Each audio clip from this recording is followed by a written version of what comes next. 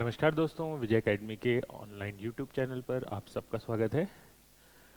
हमारे last lecture के अंदर हम लोगों ने क्वेश्चन नंबर 25 तक डिस्कस किया था और ये क्वेश्चन हम लोगों ने लास्ट डिस्कस किया था और हम बढ़ते हैं हमारे अगले प्रश्न की ओर।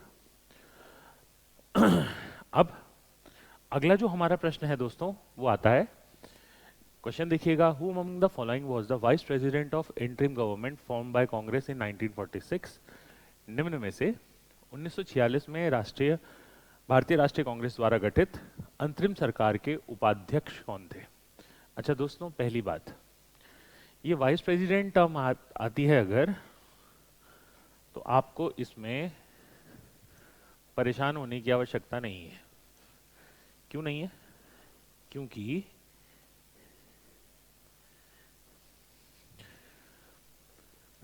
सरकार का प्रेसिडेंट जो हमारा 1946 के अंदर आपका कैबिनेट मिशन प्लान आया था, जिसके आधार पे ये अंतरिम सरकार बनाई गई थी, उसमें हेड ऑफ स्टेट, राष्ट्र का प्रमुख, वो जो पद था वो वाइस रॉय या गवर्नर जनरल का था। उसके बाद जो उसको अलाइन करने वाला या उसके साथ कार्य करने वाला जो व्यक्ति था उसे वाइस प्रेसिडेंट कहते थे। यही वाइस प्रेसिडेंट यानी आपका उपाध्यक्ष, इसी का मतलब था प्रधानमंत्री। ठीक है, क्वेश्चन समझ गए होंगे आप लोग कि भैया कांग्रेस द्वारा 1946 में जो सरकार बनाई गई थी उसमें उपाध्यक्ष कौन था, अंतरिम सरकार का उपाध्यक्ष कौन था, इंटरिम गवर्नमेंट का वाइस प्रेसिडेंट कौन था। इंटरिम गवर्नमेंट का वाइस प्रेसिडेंट का मतलब क्या हो गया, प्रधानमंत्री। तो जरा ये चार ऑप्शन देखिए और चारों ऑप्शन में अब आप मुझे बताइए कि इन चारों में से प्रधानमंत्री कौन थे। ठीक है, तो कौन थे? पंडित जवाहरलाल नेहरू, बिल्कुल सही जवाब। चलिए बढ़ते हैं हम हमारे अगले प्रश्न की ओर। Which of the following statement is not true for Indian monsoon. निम्न में से कौन सा भारतीय मॉनसून के संबंध में निम्नलिखित में से कौन सा कथन सत्य नहीं है। चलिए देखते हैं। Monsoon rainfall is the life line of Indian agriculture. ठीक है बच्चों, भारत एक कृषि प्रधान देश है। कृषि हमारी जो वर्क फोर्स है उस वर्क फोर्स का एक बहुत बड़ा हिस्सा उपयोग में लाती है।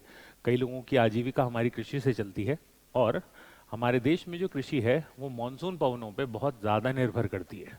ठीक है दोस्तों, तो ये स्टेटमेंट बिल्कुल सही है।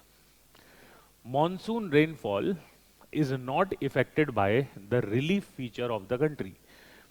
मॉनसूनी वर्षा देश की उच्चावच विशेषताओं से प्रभावित नहीं होती। दोस्तों देखिए, जो सेकंड वाला स्टेटमेंट है, रिलीफ फीचर का मतलब क्या हुआ, जो हमारी भू आकृतियां हैं, लैंड फॉर्म्स पाई जाती हैं हमारी इंडिया में, अलग अलग जगहों पे अलग अलग प्रकार की लैंड फॉर्म्स हैं, कहीं पठार हैं, कहीं हाईलैंड्स हैं, कहीं पर्वत हैं। तो ये कहना चाहिए, कहता है कि इसका प्रभाव मानसून पवनों पे नहीं पड़ता। जी ऐसा बिल्कुल नहीं है। जो भी रिलीफ फीचर होता है, जो जोग्राफिकल रिलीफ्स होते हैं, उसका प्रत्यक्ष प्रभाव आपकी मॉइस्ट विंड्स पे पड़ता है। ये कह रहा है नहीं है, यानी एक यही स्टेटमेंट है जो गलत है। ठीक है, और तीसरा स्टेटमेंट, ठीक है, स्टेटमेंट इनकरेक्ट यही है, यानी कि बेटा आपका आंसर तो ये है। ठीक है, ये है आपका आंसर।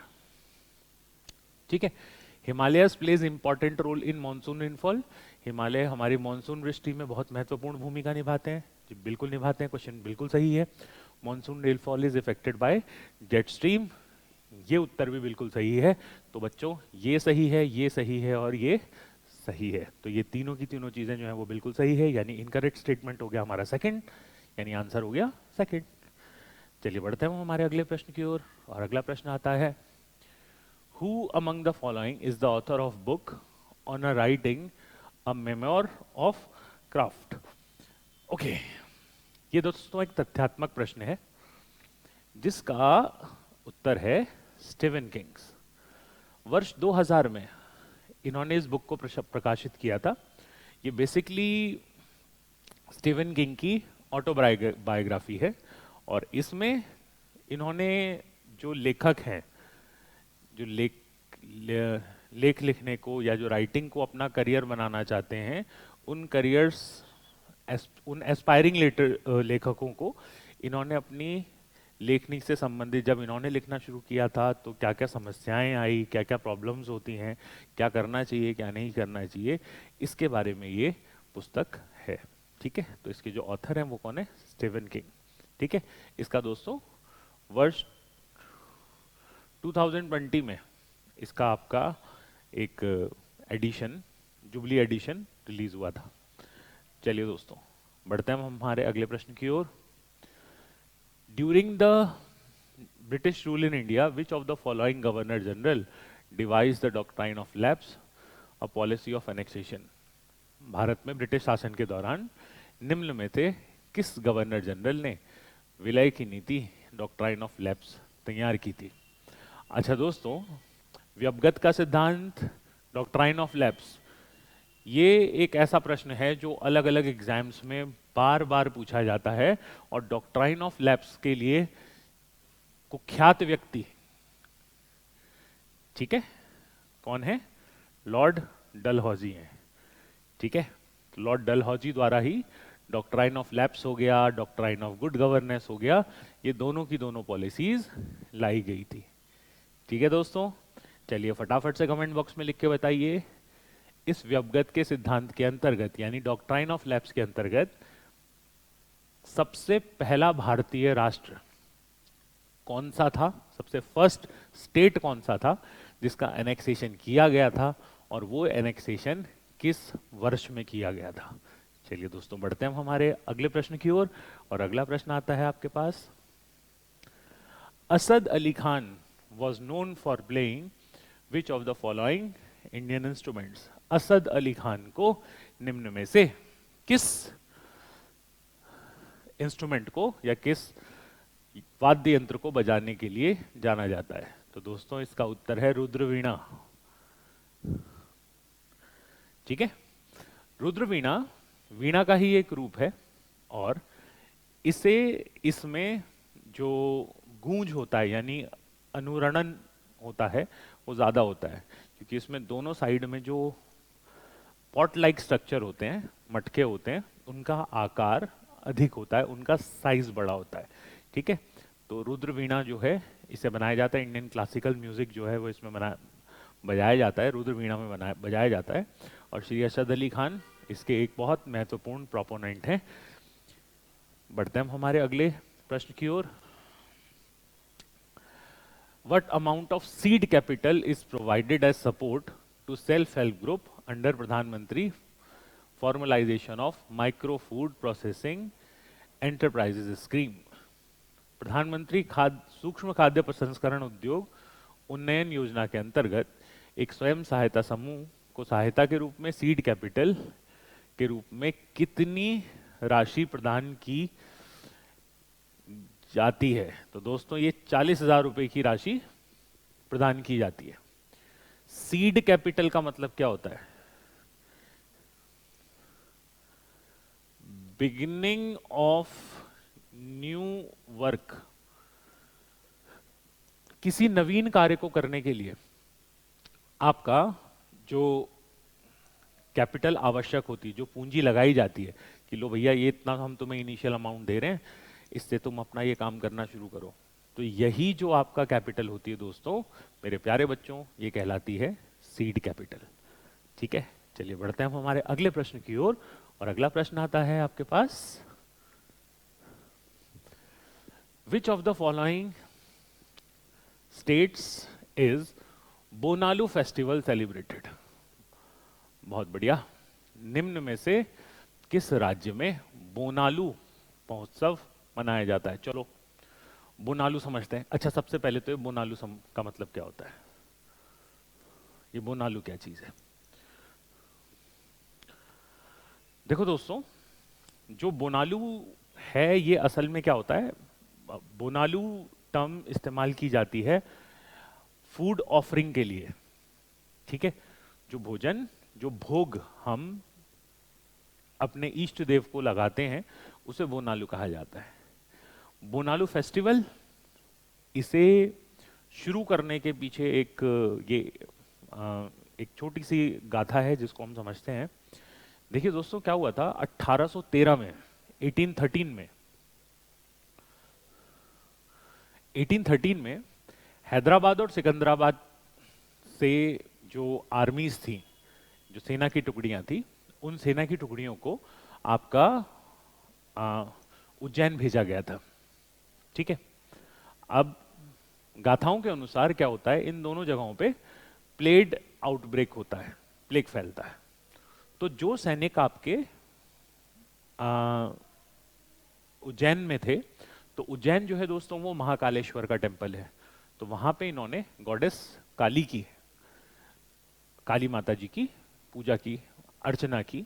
और पूजा अर्चना के बाद इन्होंने माता काली से कहा कि आप अगर यहाँ पे हमारे क्षेत्रों में अगर आप जो ये बीमारी है, प्लेग है, इसका फैलना अगर रोक देंगी तो हम आपके मंदिर की स्थापना वहाँ भी करेंगे और वहाँ पे भी हम आपका पूजा अर्चना करना शुरू करेंगे।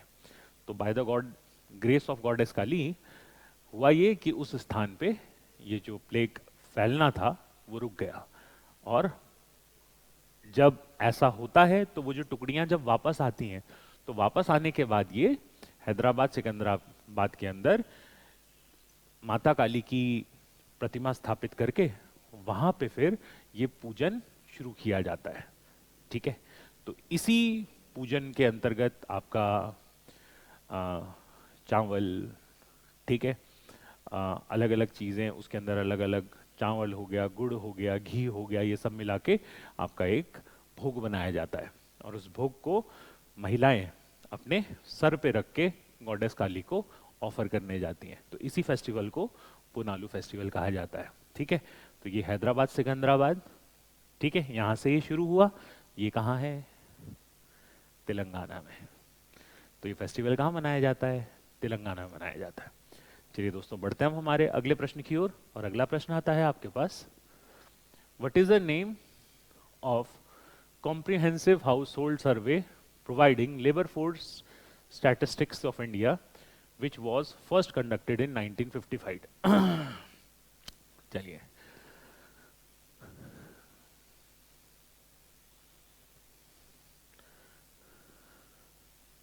Labour force. लेबर फोर्स दोस्तों किसी भी देश के अंदर आपका उस आयु वर्ग के लोगों को कहा जाता है जो काम करने में सक्षम होते हैं, जो एम्प्लॉयमेंट के लिए सक्षम होते हैं, जो काम करने में सक्षम हैं, वो जनरेट करते हैं दोस्तों लेबर फोर्स। ठीक है। तो labour force is always related to, it is always related to employment. ठीक है।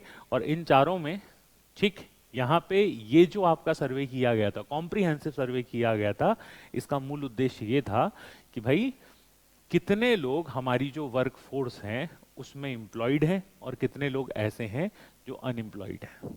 ठीक है। तो रोजगार बेरोजगारी सर्वेक्षण, एम्प्लॉयमेंट अनएम्प्लॉयमेंट सर्वे, ये इसका उत्तर है।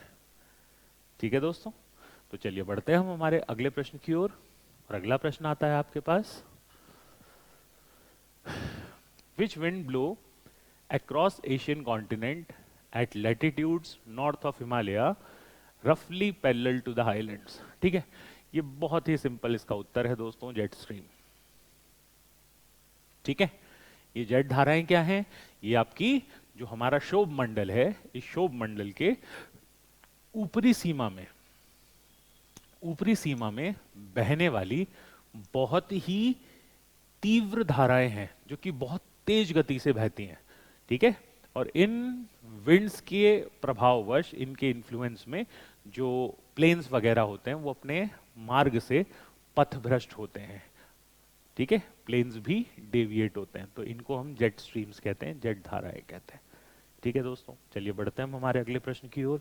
और अगला प्रश्न आता है आपके पास, in June dash the reserve bank of India published consultative document on regulation of micro finance. June dash को आपका रिजर्व बैंक ऑफ इंडिया द्वारा विनियमन पर परामर्श दस्तावेज प्रस्तुत किया गया था। ठीक है। और दोस्तों ये जो प्रस्तुत किया गया था वो किया गया था वर्ष 2021 में। ठीक है। ये ईयर 2021 में पब्लिश किया गया था। Is it clear? तो आई गेस आप लोगों को समझ में आ गया होगा। ठीक है, ये करंट का क्वेश्चन है। बढ़ते हम हमारे अगले प्रश्न की ओर। A grain of sand in hour glass of time, a grain of sand in hour glass of time, ये किसकी ऑटोबायोग्राफी है? तो दोस्तों ये इंडियन नेशनल कांग्रेस के फॉर्मर पॉलिटिशियन श्री अर्जुन सिंह जी की ऑटोबायोग्राफी है। ठीक है, इसका उत्तर अर्जुन सिंह जी है। चलिए बढ़ते हैं हम हमारे अगले प्रश्न की ओर। अगला प्रश्न आता है, which part of the constitution fundamental duties are added? संविधान के किस भाग में मौलिक कर्तव्यों का उल्लेख है? तो दोस्तों मौलिक कर्तव्य जो हैं वो संविधान के भाग 4A अनुच्छेद 51A इसमें उल्लेखित है। ठीक है, कौन सी कमेटी द्वारा सुझाए गए थे? स्वर्ण सिंह कमेटी द्वारा। ठीक है, कहां से प्रेरित है? रशिया से प्रेरित है, यूएसएसआर से। ठीक है, मौलिक कर्तव्य क्या नीति योग्य हैं? नहीं, इनको लागू करने के लिए हम लोग कोर्ट नहीं जा सकते। ठीक है, तो ये इससे संबंधित कुछ महत्वपूर्ण, बहुत ही महत्वपूर्ण इंफॉर्मेशन है। सबसे पहली इंफॉर्मेशन तो यहीं पे जो आपका क्वेश्चन भी है कि कौन से पार्ट में है, तो पार्ट 4A में दिए हैं। आर्टिकल कौन सा है? आर्टिकल 51A है। किसके द्वारा सुझाए गए हैं? स्वर्ण सिंह समिति द्वारा सुझाए गए हैं। ठीक है, कहां से लिए गए हैं, कहां से प्रेरित हैं? रूस से प्रेरित है। ठीक है, क्या न्याय योग्य है? क्या हम मौलिक अधिकारों के अनुपालन के लिए कोर्ट जा सकते हैं? नहीं जा सकते, जस्टिकेबल नेचर के नहीं बनाए गए। ठीक है दोस्तों, चलिए बढ़ते हैं हम हमारे अगले प्रश्न की ओर। और अगला प्रश्न आपके पास आता है, who among the following was the successor of Mughal emperor Shah Jahan to the throne? निम्न में से कौन मुगल सम्राट शाहजहां के सिंहासन का उत्तराधिकारी था? ठीक है, अच्छा दोस्तों, शाहजहां के बाद औरंगजेब बना था। ठीक है, अब इसमें समझने वाली बात यह है, शाहजहां के बाद राजा तो बना था औरंगजेब, पर शाहजहां जिसे चाहता था वो था दारा शिकोह। ये चाहता था दारा शिकोह राजा बन गया औरंगजेब। ठीक है, चलिए बढ़ते हैं हमारे अगले प्रश्न की ओर। और अगला प्रश्न आता है, in which process is the solid substance volatilized by heating and the vapor is condensed back to the solid at cold surface? किस प्रक्रिया में किसी ठोस पदार्थ को गर्म करके वाष्पीकृत किया जाता है और वाष्प ठंडी सतह पर वापस संघनित होकर ठोस में बदल जाता है? चलिए जरा इसको समझते हैं।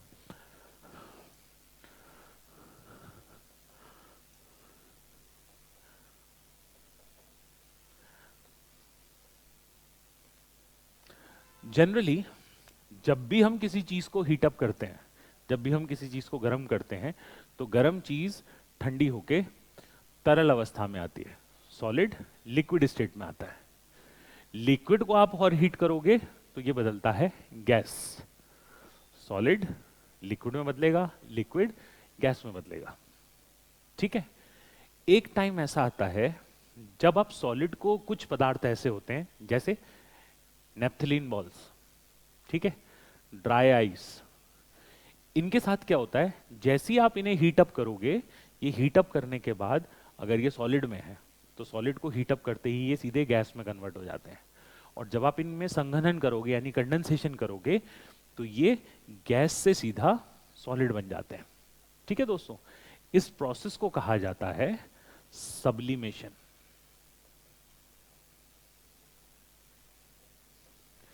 उधर्वपातन। ठीक है, चलिए बाकी प्रोसेसेस क्या है? डिस्टिलेशन। डिस्टिलेशन के माध्यम से दो मिक्सेबल लिक्विड्स, दो घुलनशील तरलों को अलग किया जाता है। ठीक है, जैसे पेट्रोल के अंदर, पेट्रोलियम के अंदर जो आपके घुले हुए अलग अलग पदार्थ होते हैं, डीजल होता है, पेट्रोल होता है, मोबिल ऑयल होता है। ठीक है, इन सबको अलग करने के लिए डिस्टिलेशन का प्रयोग किया जाता है। अल्कोहल प्यूरिफिकेशन के लिए डिस्टिलेशन यूज करते हैं। फिल्ट्रेशन, ठीक है, दो इमिसेबल, दो अघुलनशील वस्तुओं को एक दूसरे से पृथक करने के लिए फिल्ट्रेशन यूज किया जाता है। सबसे कॉमन सी चीज, हम लोग सुबह सुबह चाय पीते हैं तो चाय से चाय की पत्ती को अलग करना, ये फिल्ट्रेशन का प्रोसेस है। क्रोमेटोग्राफी, अलग अलग रंगों को पृथक करने के लिए हम क्रोमेटोग्राफी का उपयोग करते हैं। ठीक है दोस्तों, बढ़ते हैं हम हमारे अगले प्रश्न की ओर, और अगला प्रश्न है आपके पास,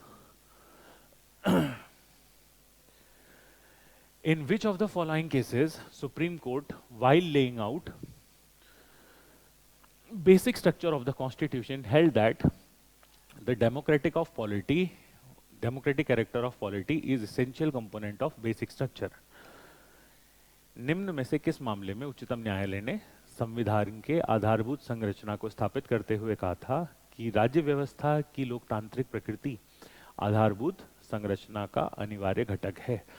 दोस्तों, सीधी सी बात हमेशा याद रखना, जब जब बेसिक स्ट्रक्चर, संविधान के मूलभूत ढांचे की बात आएगी, ये केशवानंद भारती केस की देन है। ठीक है, दूसरी बात याद रखेंगे, जब भी कॉन्स्टिट्यूशन के ऊपर डिस्कशन किया जाएगा, कॉन्स्टिट्यूशन के अंदर कोई लिखी हुई बात के ऊपर कोई भी चर्चा होगी, उसके लिए हमेशा एक कॉन्स्टिट्यूशनल बेंच बनती है। तो कॉन्स्टिट्यूशनल बेंच, संवैधानिक खंडपीठ के द्वारा यह निर्णय आता है। तीसरी बात सबसे महत्वपूर्ण इससे संबंधित, अभी तक किस केस में, किस वाद में सबसे बड़ी संवैधानिक खंडपीठ बनी? तो अगेन वो भी केशवानंद भारती केस ही है। ठीक है दोस्तों, चलिए बढ़ते हैं हम हमारे अगले प्रश्न की ओर, और अगला प्रश्न आता है आपके पास, what is the main function of centriole? Centriole का मुख्य कार्य क्या है? देखिए दोस्तों, जंतु कोशिका में विभाजन में सहायता करना। अब सेंट्रियोल क्या करता है कि न्यूक्लियस के अंदर प्रेजेंट होता है, जो केंद्रक होता है उसके अंदर ये प्रेजेंट होता है। इसकी वजह से क्या होता है दोस्तों, यहाँ पे पोल्स का जनरेशन होता है। सेंट्रियोल की वजह से ही पोल्स का जनरेट होंगे, और पोल्स के कारण ही जो न्यूक्लियस यानी कायरोकाइनेसिस होता है, यानी केंद्रक विभाजन होता है। ठीक है, तो ये किसमें रोल प्ले करता है? बेसिकली एनिमल सेल डिवीजन में, और खास तौर से एनिमल सेल में भी न्यूक्लियस के डिवीजन में पार्टिसिपेट करता है। ठीक है दोस्तों, चलिए बढ़ते हैं हम हमारे अगले प्रश्न की ओर, और अगला प्रश्न आता है, which of the following belongs to western coast of India? ठीक है, अब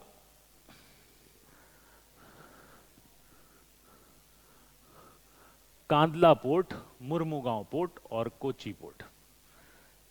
ठीक है, अच्छा दोस्तों, कांदला और मुर्मुगांव सब में है।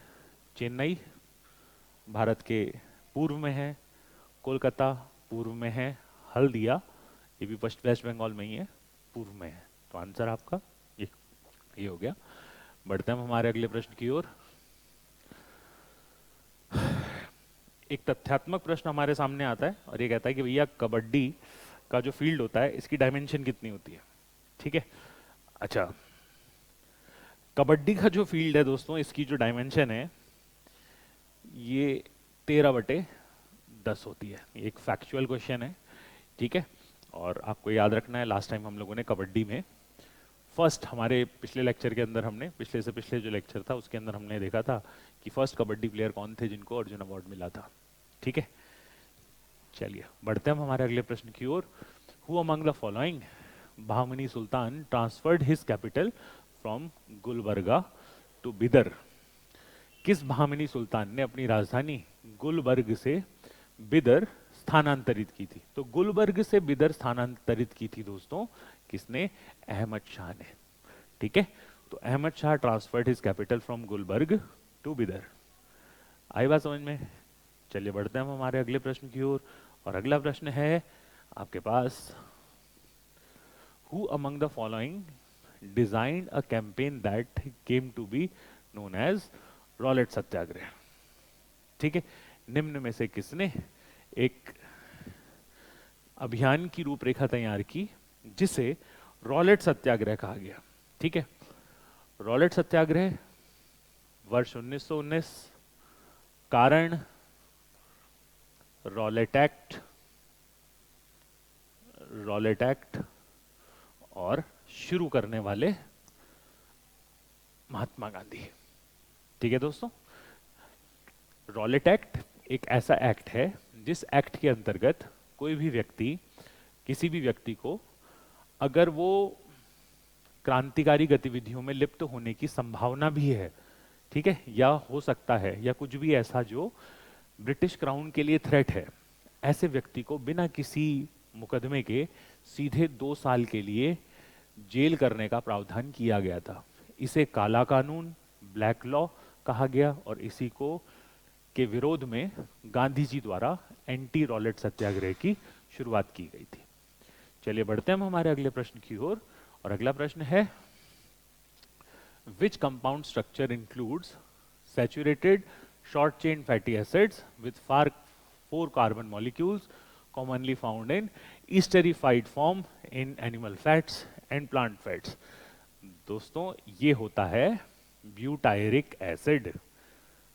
ठीक है, और इसे इंटेस्टाइनल हेल्थ के लिए बहुत अच्छा माना जाता है।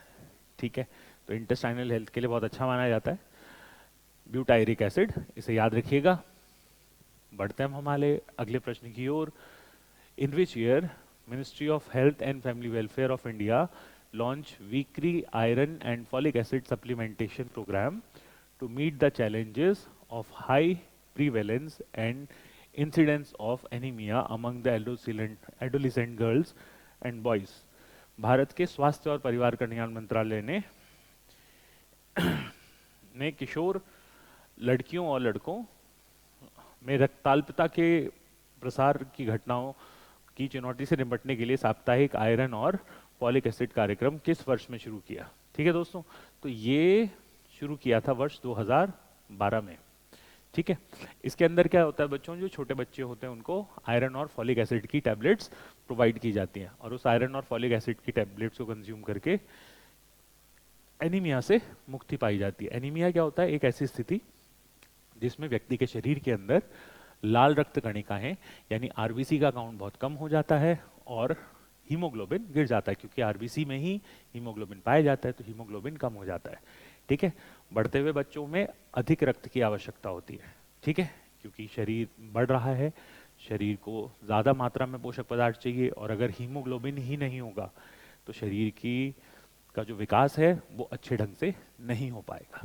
ठीक है दोस्तों, चलिए बढ़ते हैं हम हमारे अगले प्रश्न की ओर, और अगला प्रश्न आता है आपके पास, what was the target growth rate of Indian economy in second 5 year plan? द्वितीय पंचवर्षीय योजना में भारतीय अर्थव्यवस्था की वृद्धि लक्ष्य क्या रखा गया था? दोस्तों ये वृद्धि लक्ष्य रखा गया था 4.5। सेकंड 5 ईयर प्लान दोस्तों ये आपका एक सक्सेसफुल प्लान था, और जिसमें 4.5 की जो ग्रोथ रेट है वो हम अचीव करने में कामयाब हो पाए थे। ठीक है दोस्तों, चलिए बढ़ते हैं हम हमारे अगले प्रश्न की ओर। उससे पहले आप लोग मुझे कमेंट बॉक्स पे लिख के बताइए कि सेकंड 5 ईयर प्लान, इसका जो मॉडल बनाया था वो किसके द्वारा बनाया गया था? ठीक है दोस्तों, चलिए बढ़ते हैं हम हमारे अगले प्रश्न की ओर। What is the full form of RIDF? ठीक है, तथ्यात्मक प्रश्न है, रूरल इंफ्रास्ट्रक्चर डेवलपमेंट फंड। ठीक है, तो RIDF stands for rural infrastructure development fund. ठीक है दोस्तों, चलिए दोस्तों ये थे हमारे कुछ क्वेश्चन जो कि आपके SSC CPO एग्जामिनेशन के अंदर 4/10/2023 की फर्स्ट शिफ्ट के क्वेश्चन थे। अगले क्वेश्चंस के साथ हम लोग हाजिर होंगे आपके अगले सेशन के अंदर। अगर आप लोग को वीडियो पसंद आई हो तो लाइक करें, शेयर करें, सब्सक्राइब करें। Thank you, have a great day, जय हिंद।